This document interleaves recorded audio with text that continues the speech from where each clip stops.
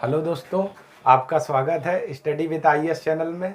दोस्तों, कल की जो क्लास हुई थी वो मैंने ज्वालामुखी के बारे में बता दिया हुआ था। और आज की दोस्तों जो बेहतरीन सी मैं क्लास शुरू करने जा रहा हूं तो वो दोस्तों आज की क्लास का जो टॉपिक रहेगा दोस्तों वो रहेगा भूकंप को लेकर। तो दोस्तों, अगर मेरा वीडियो आपको पसंद आ रहा है दोस्तों तो आप लोग लाइक करें, सब्सक्राइब करें और ज़्यादा से ज़्यादा दोस्तों शेयर करिएगा। तो चलिए दोस्तों, आज की क्लास दोस्तों हम लोग शुरू करते हैं। और आज का दोस्तों जो टॉपिक रहेगा दोस्तों वो रहेगा भूकंप। तो चलिए दोस्तों, हम लोग हेडिंग लगा लेते हैं भूकंप भूकंप को लेकर भूकंप।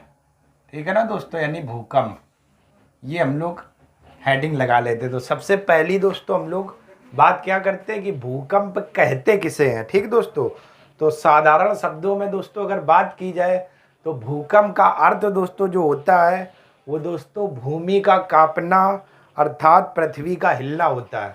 साधारण शब्दों में भूकंप का अर्थ होता है भूमि का कांपना अर्थात पृथ्वी का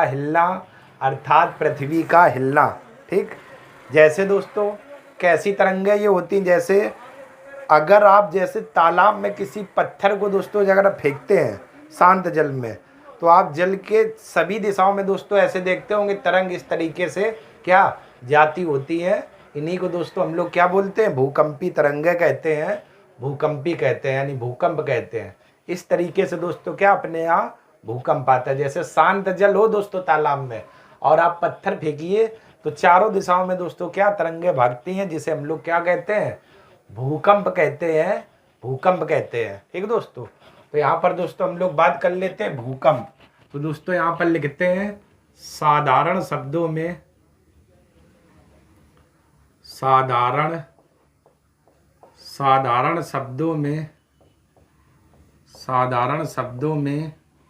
भूकंप का अर्थ है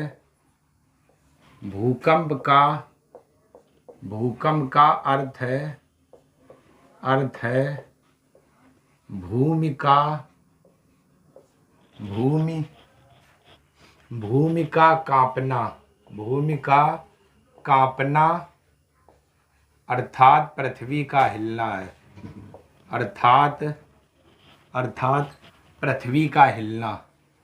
अर्थात पृथ्वी का हिलना।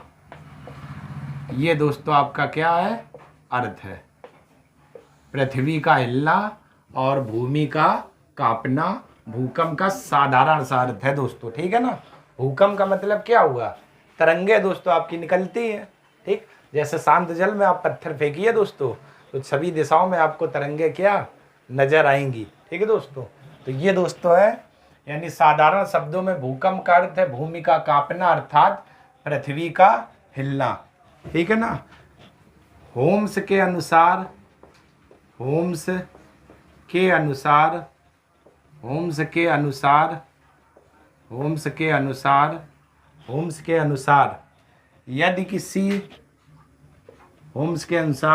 यदि किसी तालाब के शांत जल में यदि किसी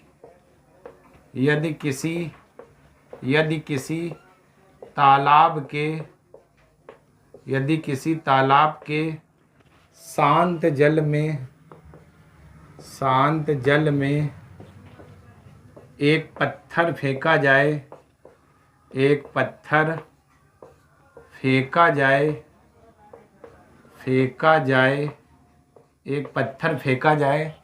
शांत जल में एक पत्थर फेंका जाए तो जल के तल पर सभी दिशाओं में तरंगे फैल जाएंगी। फेंका जाए तो जल के तल पर सभी दिशाओं में तरंगे फैल जाएंगी, सभी दिशाओं में तरंगे फैल जाएंगी। इसी को दोस्तों हम लोग क्या कहते हैं, भूकंप कहते हैं, भूकंप। ठीक दोस्तों, तो कभी कभार आप दोस्तों जब अपने घर में होते होंगे तो आप लोग देखते होंगे जो घर के अंदर जो भी घर है पृथ्वी है, ठीक है ना, तो ये तरंगे दोस्तों दौड़ती हैं, तो आपको ऐसा लगता होगा झटका सा प्रतीत होता है, तो आप लोग दोस्तों घर से बाहर निकल कर भागते हो, कहीं ऐसा ना हो घर ना गिर जाए, ठीक है ना दोस्तों। तो ये चीज़ें होती हैं। तो यहाँ पर दोस्तों साधारण शब्दों में भूकंप का अर्थ है भूमि का कांपना अर्थात पृथ्वी का हिलना। वहीं दोस्तों होम्स के अनुसार यदि किसी तालाब के शांत जल में एक पत्थर फेंका जाए तो जल के तल में तरंगे सभी दिशाओं में फैल जाती हैं। इसी को दोस्तों हम लोग क्या कहते हैं, भूकंप कहते हैं, भूकंप कहते हैं, ठीक है दोस्तों। इसके बाद दोस्तों बात करें हम लोग भूकंप आने के कारण, भूकंप आने के कारण, भूकंप आने के कारण दोस्तों अगली आपकी हेडिंग ये रहेगी। और कौन कौन से दोस्तों वो कारण है भूकंप आने के, उन्हीं कारणों पर दोस्तों हम लोग क्या चर्चा करते हैं, कौन कौन से वो कारण है। तो पहला दोस्तों अगर बात की जाए तो पहला दोस्तों आपका कारण रहेगा ज्वालामुखी विस्फोट। ज्वालामुखी क्या रहेगा, विस्फोट। एक तो दोस्तों आपका ये कारण है भूकंप के यानी ज्वालामुखी विस्फोट के कारण। दूसरा दोस्तों है पृथ्वी का सिकुड़ना, पृथ्वी का सिकुड़ना। एक दोस्तों आपका ये कारण है पृथ्वी का सिकुड़ना, पृथ्वी का सिकुड़ना। तीसरा दोस्तों है भूसंतुलन, भूसंतुलन, भूसंतुलन। तीसरा दोस्तों आपका क्या कारण है, भूसंतुलन। और चौथा दोस्तों बात की जाए तो आपका चौथा जो कारण है दोस्तों वो आपका रहेगा जली भार, जली भार, ठीक है दोस्तों। ये आपके भूकंप आने के कुछ कारण है दोस्तों। जैसे पहला दोस्तों हम लोग बात करेंगे अभी डिटेल से ज्वालामुखी विस्फोट, ठीक है ना, यानी ज्वालामुखी में जब विस्फोट होता है। दूसरा दोस्तों पृथ्वी का सिकुड़ना, ठीक है ना, जैसे आप ऐसे सिकुड़ जाते हो, क्योंकि पृथ्वी दोस्तों दिन पे दिन क्या सिकुड़ी रही है। इस तरीके से आप भी जैसे ठंड होती दोस्तों कछुआ ऐसे चार कर लेते हो यानी सिकुड़ जाते हो आप लोग, उसी की बात हो रही पृथ्वी का सिकुड़ना, ठीक है दोस्तों। इसके बाद दोस्तों हम लोग बात करते हैं भू संतुलन। और इसके बाद आखिरी दोस्तों जो पॉइंट रहेगा वो दोस्तों रहेगा जली भार, जली भार, ठीक है दोस्तों। तो ये आपका है भूकंप, यानी साधारण शब्दों में भूकंप का अर्थ है पृथ्वी का हिलना। होम्स के अनुसार यदि शांत जल में तालाब, शांत जल में एक पत्थर फेंका जाए तो जल के सतह पर तरंगे सभी दिशाओं में फैल जाएंगी। इसके बाद भूकंप आने के दोस्तों ये कुछ कारण है जिसमें से ज्वालामुखी विस्फोट, पृथ्वी का सिकुड़ना, भूसंतुलन, जली भार। अब दोस्तों हम लोग इन्हीं पर एक एक पर डिटेल से चर्चा करेंगे, लेकिन दोस्तों उससे पहले आप लोग इतने का स्क्रीनशॉट ले लीजिए। इसके बाद दोस्तों हम लोग आगे बात करते हैं।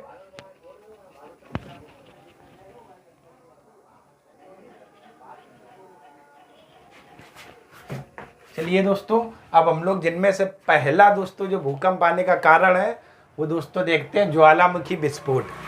अब इससे दोस्तों कैसे भूकंप आता है आप बताएं। अगर ज्वालामुखी में विस्फोट होगा दोस्तों तो उसके आसपास जो निकटवर्ती क्षेत्र है उनमें हलचल प्रारंभ होगा, और जब उनमें हलचल प्रारंभ होगा तो इसी को दोस्तों हम लोग क्या कहेंगे, भूकंप कहते हैं, यानी कि भूकंप कहते हैं। जब ज्वालामुखी में दोस्तों जब विस्फोट होगा तो उसके आसपास के जितने भी क्षेत्र है दोस्तों उनमें हलचल की प्रक्रिया प्रारंभ हो जाएगी। इसी को हम दोस्तों क्या कहेंगे, भूकंप कहते हैं। या दोस्तों आप लोगों ने कभी कभार देखा होगा जब ज्वालामुखी की क्रिया हो रही होती है तो क्रेटर से जो लावा दोस्तों बाहर निकलता है, ठीक, तो कड़ी चट्टानें बीच में आ जाती तो वो लावा दोस्तों क्रेटर से बाहर नहीं निकल पाता है, जिस कारण से जब लावा बाहर नहीं निकल पाएगा तो इस कारण से ऊपरी सतह पर दोस्तों क्या होता है, कंपन की क्रिया शुरू हो जाती है। और जब कंपन की क्रिया शुरू हो जाएगी तो इसी स्थिति को दोस्तों हम लोग क्या बोलते हैं, भूकंप कहते हैं, भूकंप कहते हैं। यानी कि ज्वालामुखी विस्फोट से आसपास के क्षेत्र में दोस्तों हलचल उत्पन्न हो जाती है, इसी को हम लोग भूकंप कहते हैं।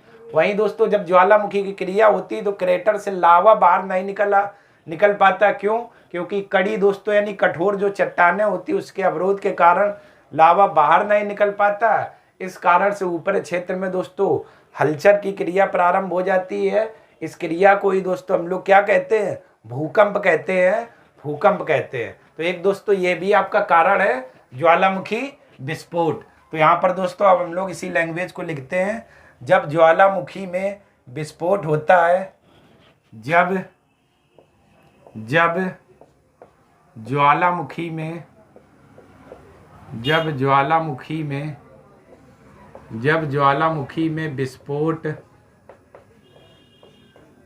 जब ज्वालामुखी में विस्फोट होता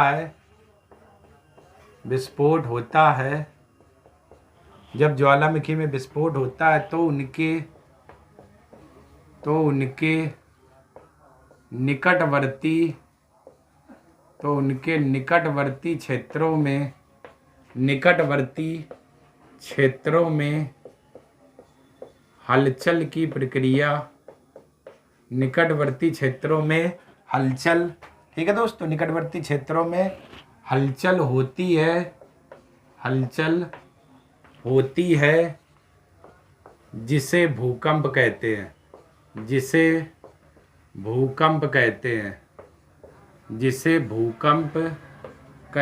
हैं ठीक है दोस्तों, जिसे हम लोग क्या कहते हैं, भूकंप कहते हैं। कई बार ज्वालामुखी की ऊपरी कड़ी चट्टानों के अवरोध के कारण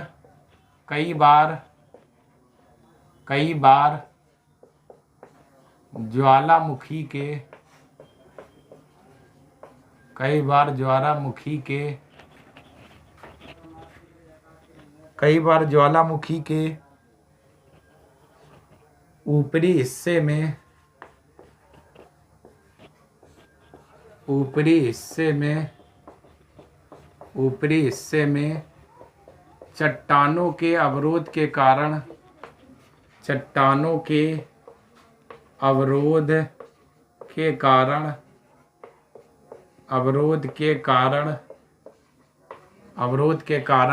चट्टानों के अवरोध के कारण लावा बाहर नहीं आ पाता है।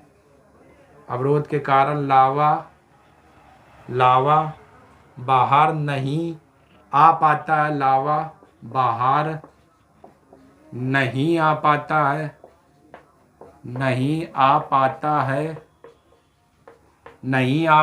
है। चट्टानों के अवरोध के कारण कई बार लावा बाहर नहीं आ पाता, जिसके कारण ऊपर की चट्टानों में कंपन उत्पन्न होता है, जिसके कारण ऊपर की चट्टानों में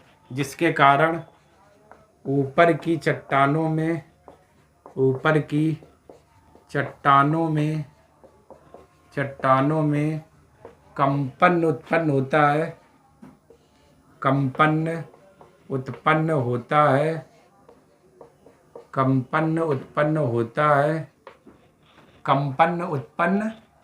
है। इस प्रकार ज्वालामुखी क्षेत्रों में कई बार बिना ज्वालामुखी विस्फोट के ही भूकंप आ जाते हैं। इस प्रकार ज्वालामुखी क्षेत्रों में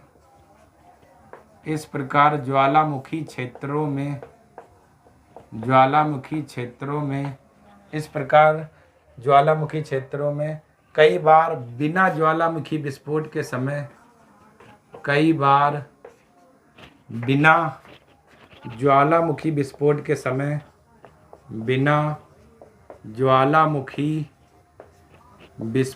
समय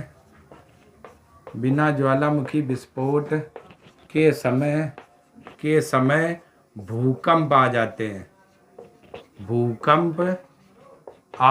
हैं। ठीक है दोस्तों, अब दोस्तों ये जो मैंने लैंग्वेज लिखी है, जरा इसको हम लोग समझते हैं। दोस्तों होगा क्या, जैसे दोस्तों ये आप देख रहे ज्वालामुखी क्रिया, ये पाइप है जहाँ से लावा ऐसे निकलेगा। अब दोस्तों जब लावा यहाँ से निकलेगा तो मैंने काम क्या किया हुआ है कि जब ज्वालामुखी में दोस्तों विस्फोट होगा, जैसे ये ज्वालामुखी अगर इसमें विस्फोट होगा दोस्तों, क्योंकि पृथ्वी के अंदर ही तो होता है दोस्तों, लावा सब बाहर आ रहा है, तो जब विस्फोट होगा तो आसपास के दोस्तों जो क्षेत्र होंगे उनमें हलचल की प्रक्रिया प्रारंभ होगी। इसी को दोस्तों हम लोग क्या कहेंगे, भूकंप। या दोस्तों आप बताएं, ये भूकंप का क्या पाइप है जिसे क्रेटर कहते हैं, और ये पृथ्वी यहाँ से दोस्तों लावा ऐसे ऊपर जाता है, लेकिन ये कड़ी चट्टान आ गई, ये जो नोक आप देख रहे हैं दोस्तों, ये कड़ी चट्टान आ गई और इस पाइप को दोस्तों बंद कर दिया। अब जो नीचे से लावा दोस्तों ऊपर आ रहा है ऊपर आ रहा, चूंकि यहाँ से निकल नहीं पा रहा, प्रेशर दोस्तों बन रहा, तो ऊपर चट्टानों में दोस्तों क्या होगा, कंपन की क्रिया एकदम प्रारंभ हो जाएगी। तो कभी कभार दोस्तों ऐसा भी होता है कि बगैर ज्वालामुखी विस्फोट में क्या हो जाते हैं, भूकंप आ जाते हैं। ठीक है दोस्तों, तो इसका कारण से ये लावा दोस्तों ऊपर आ रहा, ऊपर से कड़ी चट्टान से बंद है, तो इसका मतलब जब लावा ऊपर चला जाएगा तो दोस्तों ये ऐसे कंपन की क्रिया जो होगी वो प्रारंभ हो जाएगी, और इसके कारण दोस्तों क्या, भूकंप आते हैं, भूकंप आते हैं। तो यही दोस्तों आपका रीजन है ज्वालामुखी विस्फोट में भूकंप कैसे आते हैं। तो वही दोस्तों मैंने ये थ्योरी आपकी अच्छे से पूरी लिख दी हुई है दोस्तों। तो आप लोग काम करिए, पहले इतने का स्क्रीनशॉट दोस्तों ले लीजिए। इसके बाद दोस्तों हम लोग भूकंप आने में कारण में अगले बिंदु पर हम लोग दोस्तों क्या बात कर लेते हैं। तो इतने का दोस्तों आप लोग स्क्रीनशॉट ले लीजिए पहले।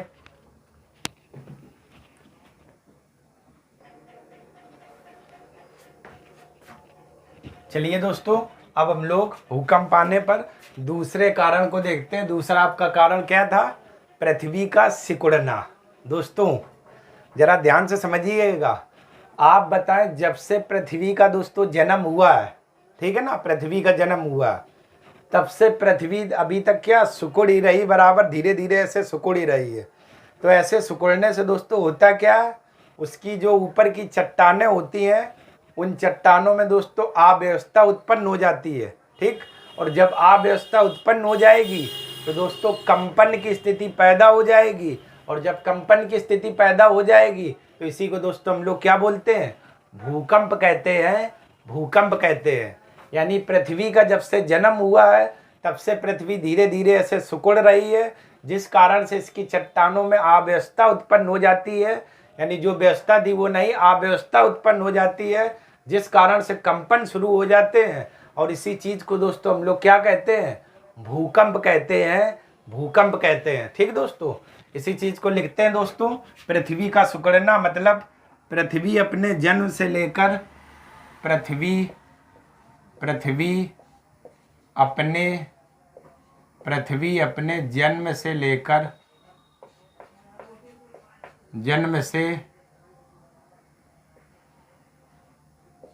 पृथ्वी अपने जन्म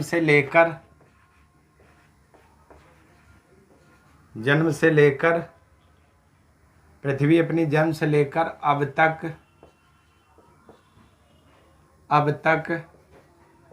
ठंडी होकर सिकुड़ रही है, अब तक ठंडी होकर सिकुड़ रही है,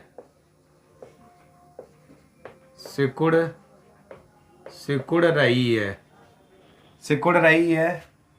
पृथ्वी के सिकुड़ने से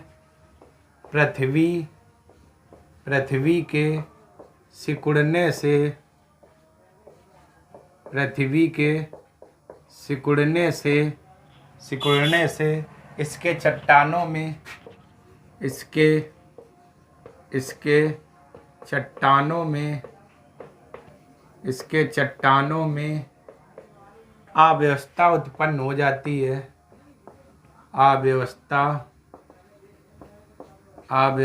उत्पन्न हो जाती है।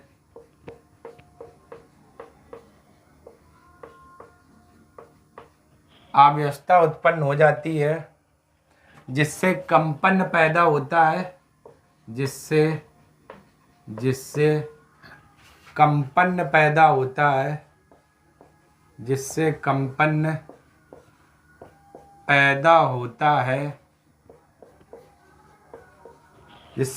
पैदा होता है, और भूकंप आता है, भूकंप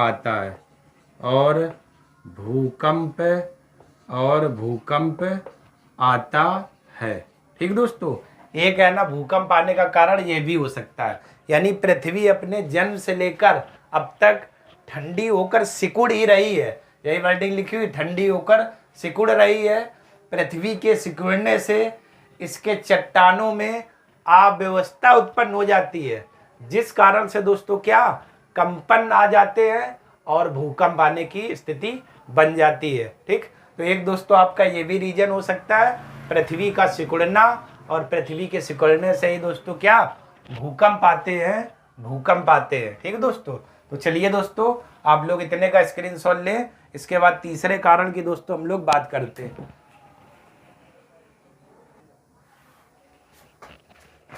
चलिए दोस्तों, अब हम लोग बात कर लेते हैं भूकंप के तीसरे कारण की। तीसरा दोस्तों कारण क्या है, जरा गौर से देखिएगा। तीसरा आपका कारण है भू संतुलन। ठीक, अब इसमें दोस्तों क्या होता है, मैंने दोस्तों जब आपको पृथ्वी की संरचना जब पढ़ाया हुआ था, तो मैंने आपको 3 परतें बढ़ाई हुई थी। सबसे पहली जो परत थी दोस्तों सियोल, सीमा और निफे, जिसमें से दोस्तों जो सियोल परत है, ये दोस्तों परत क्या हल्की होती है।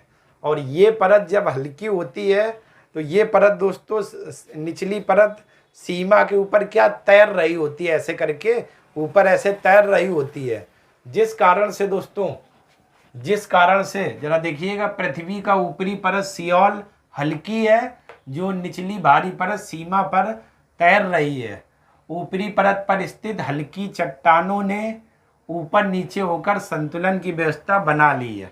ठीक है दोस्तों, मतलब कहना मैं ये चाह रहा हूँ, जो सियोल आपकी है ये हल्की परत है और ये सीमा पर दोस्तों ऐसे क्या तैर रही होती है। लेकिन जो ऊपरी परत है, अब चूंकि जब ऊपरी जो परतें, ऊपरी जो चट्टान है, तो इस कारण से इन लोगों ने जब ये परत तैर रही होती है तो ऊपरी चट्टान ने अपनी संतुलन की स्थिति क्या बना ली है। अब दोस्तों ये संतुलन बना है, लेकिन होता क्या दोस्तों, जब चट्टानों में या सैल में अपर्दन की क्रिया होती है। अपर्दन का मतलब दोस्तों चट्टान धीरे धीरे टूटकर ठीक एक स्थान से दूसरी स्थान पर चली जाती हैं। अपर्दन, अक्षय मतलब एक ही स्थान पर रहना। अब ये परत तैर रही दोस्तों, तो अब अपर्दन की क्रिया हो गई दोस्तों। तो अपर्दन की क्रिया में चट्टानें दोस्तों क्या धीरे धीरे आपकी टूटने लगती हैं और एक स्थान से दूसरे स्थान पर जाती हैं। तो दोस्तों अब होगा क्या, जब अपर्दन की क्रिया हो गई तो जो ये संतुलन बना हुआ था दोस्तों, ठीक है ना, इस प्रक्रिया में ये संतुलन क्या बिगड़ जाता है। लेकिन जब ये चट्टानें या दोस्तों ये परतें फिर से संतुलन बनाने का प्रयत्न करती हैं, तो इनमें दोस्तों क्या कंपन की स्थिति पैदा हो जाती है और जिससे भूकंप आ जाता है। और यह घटना दोस्तों 4 मार्च 1949 में लाहौर में देखने को मिली थी। 4 मार्च 1949 में लाहौर में देखने को मिली हुई थी। ठीक दोस्तों, यानी जो हल्की परत ये ऊपर ऐसे तैर रही होती है, जिस कारण से पृथ्वी की चट्टानों का जो दोस्तों संतुलन है वो बना रहता है। लेकिन जब इसमें दोस्तों अपर्दन की क्रिया हुई, मतलब चट्टानें टूट फूट कर गई, तो अपर्दन की क्रिया से जो ये संतुलन बना हुआ था ये दोस्तों संतुलन बिगड़ जाता है। और जब परतें दोस्तों इस संतुलन में आने का प्रयत्न करती हैं तो दोस्तों कंपन उत्पन्न होता है और भूकंप आ जाता है। और पहली बार दोस्तों ये 4 मार्च 1949 में लाहौर में ये भूकंप आया हुआ था, लाहौर में आया हुआ था। चलिए दोस्तों, अब हम लोग बात कर लेते इसी थ्योरी को लेकर। पृथ्वी की ऊपरी परत दोस्तों, पृथ्वी की ऊपरी परत सियोल हल्की है, जो निचली भारी परत सीमा पर दोस्तों क्या तैर रही है। ऊपरी परत पर स्थित हल्की चट्टानों ने ऊपर नीचे होकर संतुलन की व्यवस्था बना ली है। यानी ऊपरी परत पर जो दोस्तों हल्की चट्टानें हैं, तो इस कारण से इनमें क्या संतुलन की व्यवस्था हो गई। अब जब संतुलित हो गया दोस्तों, परंतु अपर्दन द्वारा उच्च प्रदेशों मतलब ऊंचे प्रदेशों से शैलचूड़ अपर्दित होकर, मतलब दोस्तों जैसे क्या है, जैसे ये दोस्तों आपकी संतुलन की अवस्था है। ठीक दोस्तों, ऐसे ये है संतुलन। लेकिन दोस्तों ऊंचे प्रदेश हैं, अब इन प्रदेशों में अपर्दन हुआ तो जो ये चट्टानें या शैल हैं ये अपर्दित होकर दोस्तों क्या धीरे धीरे एक स्थान से दूसरे स्थान पर जाने लगी। तो दोस्तों ये जो संतुलन बना हुआ था ये बैलेंस खा गया, यानी बिगड़ गया। और जब परतें दोस्तों इस संतुलन में आना चाहती तो इनमें क्या कंपन हो जाता है। तो दोस्तों ये मतलब है, परंतु अपर्दन द्वारा उच्च प्रदेश मतलब ऊंचे प्रदेश से शैलचूड़ यानी कि चट्टानों में जो अपर्दन होता है वो अपर्दित होकर निम्न प्रदेशों में निक्षेपित हो जाती हैं। जैसे दोस्तों ये था, देखो ये संतुलन की स्थिति पर है, अब ये है उच्च प्रदेश, तो इसमें दोस्तों क्या अपर्दन की क्रिया हुई तो चट्टानें अपर्दित होकर निम्न प्रदेशों में ऐसे आ गई। अब जब इस पर आई तो इसका दोस्तों संतुलन ऐसे बिगड़ा इस तरीके से। तो जब ये अपने संतुलन में आएगी तो दोस्तों कंपन की स्थिति हो जाती है, जिस कारण से क्या भूकंप आ जाता है दोस्तों, ठीक है ना। तो वही वर्डिंग लिखी हुई है, परंतु अपर्दन द्वारा उच्च प्रदेशों से शैल चूड़ अपरतित होकर निम्न प्रदेशों में निक्षेपित हो जाते हैं, तो यह संतुलन बिगड़ जाता है। जब चट्टानें संतुलन को बनाए रखने का प्रयास करती हैं तो उनमें कंपन उत्पन्न हो जाता है और भूकंप आ जाता है। जैसे 4 मार्च 1949 को लाहौर में दोस्तों ये भूकंप देखा गया था, लाहौर में देखा गया था, ठीक दोस्तों। उच्च प्रदेशों में अपरदन हुआ, अपरदन से चट्टानें टूट के निम्न प्रदेशों पर आई, तो जो संतुलन की स्थिति बनी थी वो डगमाएगी दोस्तों ऐसे। और जब ये चट्टानें उस संतुलन को बनाने का प्रयत्न करती हैं तो उनमें कंपन उत्पन्न हो जाता है, जिस कारण से दोस्तों भूकंप आते हैं। क्लियर दोस्तों हो गया ना। तो चलिए दोस्तों आप लोग इतने का स्क्रीनशॉट ले लीजिए। इसके बाद दोस्तों हम लोग जली भार यानी चौथा कारण देखते हैं भूकंप को लेकर। चलिए दोस्तों अब हम लोग बात कर लेते हैं चौथे कारण, यानी भूकंप आने का चौथा कारण दोस्तों था जो जली भार था। जरा ध्यान से समझना दोस्तों। देखो कभी कभार आपने दोस्तों देखा होगा नदियों पर बांध बनाकर बड़े बड़े जलाशय बनाए जाते हैं, ठीक है दोस्तों। इस तरीके से बहुत सारे नदियों पर बांध बनाकर बड़े बड़े जलाशय दोस्तों बनाए जाते हैं, लेकिन इन जलाशयों में जब जल आवश्यकता से अधिक हो जाता है, ठीक दोस्तों, कभी कभी नदियों पर बड़े बड़े बांध बनाकर जलाशय बनाए जाते हैं। इन जलाशयों में जब जल आवश्यकता से अधिक हो जाता है तो दोस्तों जलाशय में स्थित चट्टानों पर क्या दबाव पड़ने लगता है। तो जलाशय के तल में स्थित चट्टानों पर दबाव पड़ने लगता है।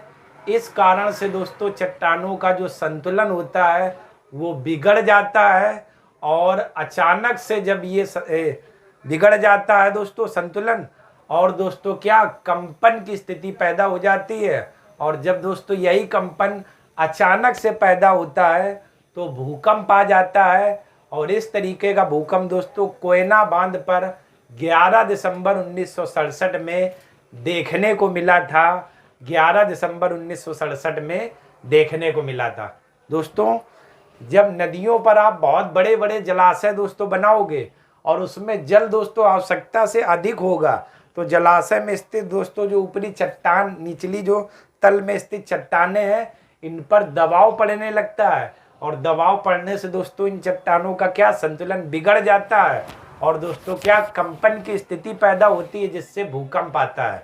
और ऐसा भूकंप दोस्तों 11 दिसंबर 1967 को कोयना बांध पर देखने को मिला था, कोयना बांध देखने पर मिला था, ठीक है दोस्तों। तो चलिए दोस्तों जली भार हेडिंग पड़ी हुई है, देख लेते हैं। नदियों पर बांध बनाकर बड़े बड़े जलाशयों का निर्माण किया जाता है, ठीक है दोस्तों। यानी नदियों पर बांध बनाकर बड़े बड़े जलाशयों का निर्माण किया जाता है। जब जलाशयों में जल की मात्रा आवश्यकता से अधिक हो जाती है तो चट्टानों पर जल का दबाव बढ़ जाता है, जिसके कारण जलाशय के तल में स्थित चट्टानों के आकार में परिवर्तन होने लगता है। जब यह परिवर्तन आकस्मिक होता है तो भूकंप आता है। जैसे कोयना बांध पर 11 दिसंबर 1967 को यह घटना दोस्तों देखने को मिली थी, ठीक है दोस्तों। यही लिखा हुआ दोस्तों। तो चट्टानों पर जल का दबाव बढ़ जाता है, जिसके कारण जलाशय के तल में स्थित चट्टानों के आकार में परिवर्तन हो जाता है। और जब दोस्तों ये घटना आकस्मिक होती है तो कंपन उत्पन्न होता है और भूकंप आ जाता है। और यही दोस्तों घटना कोयना बांध पर 11 दिसंबर 1967 को देखने को मिली थी दोस्तों। क्लियर दोस्तों। तो चौथा कारण दोस्तों भूकंप आने का आपका ये था जली भार दोस्तों। तो चलिए दोस्तों आप लोग इतने का स्क्रीनशॉट ले लीजिए। इसके बाद दोस्तों हम लोग आगे बात करते हैं।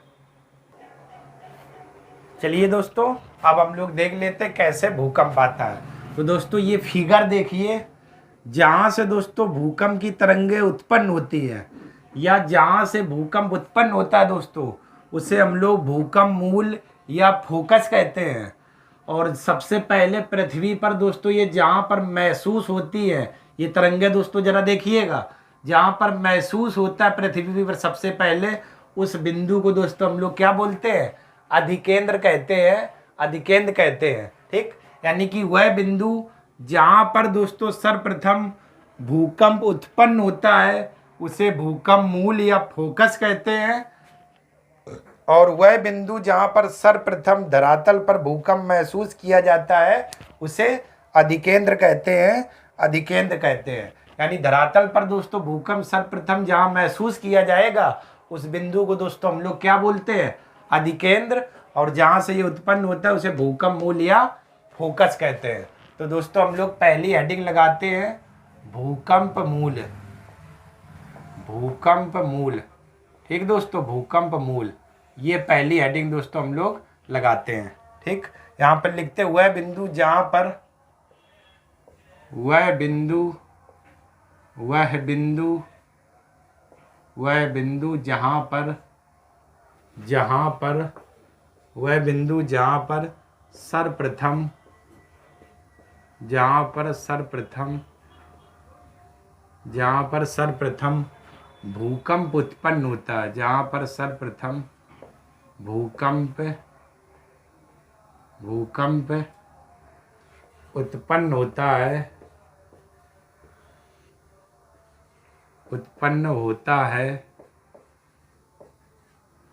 सर्वप्रथम भूकंप उत्पन्न होता है उसे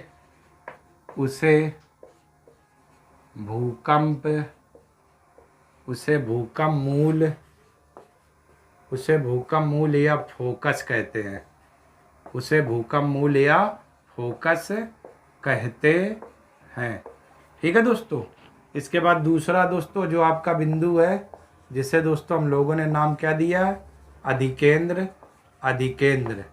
इस पर भी दोस्तों हम लोग बात कर लेते हैं।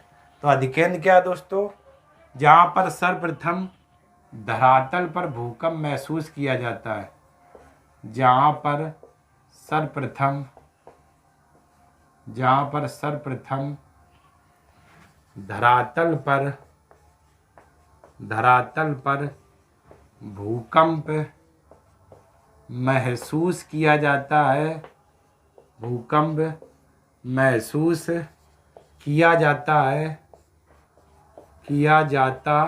है उसे अधिकेंद्र कहते हैं, उसे अधिकेंद्र कहते हैं।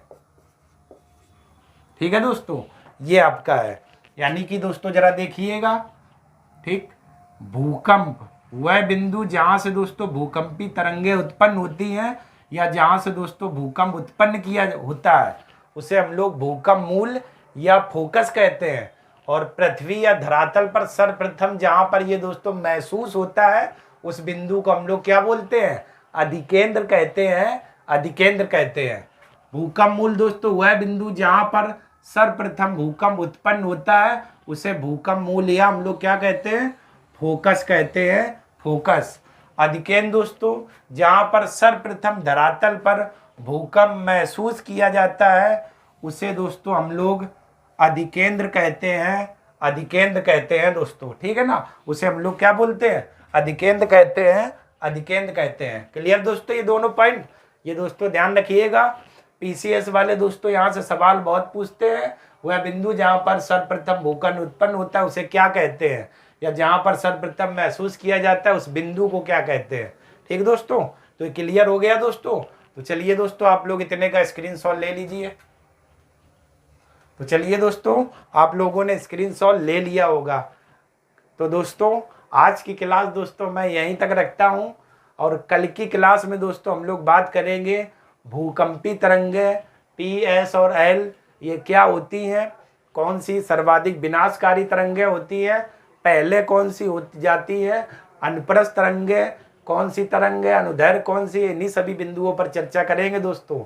तो दोस्तों अगर आज की क्लास दोस्तों आपको पसंद आई है या मेरा वीडियो पसंद आया है तो दोस्तों आप लोग लाइक करें, सब्सक्राइब करें और ज़्यादा से ज़्यादा दोस्तों शेयर करिएगा। तब तक के लिए दोस्तों आप सभी लोगों का बहुत बहुत धन्यवाद। धन्यवाद दोस्तों।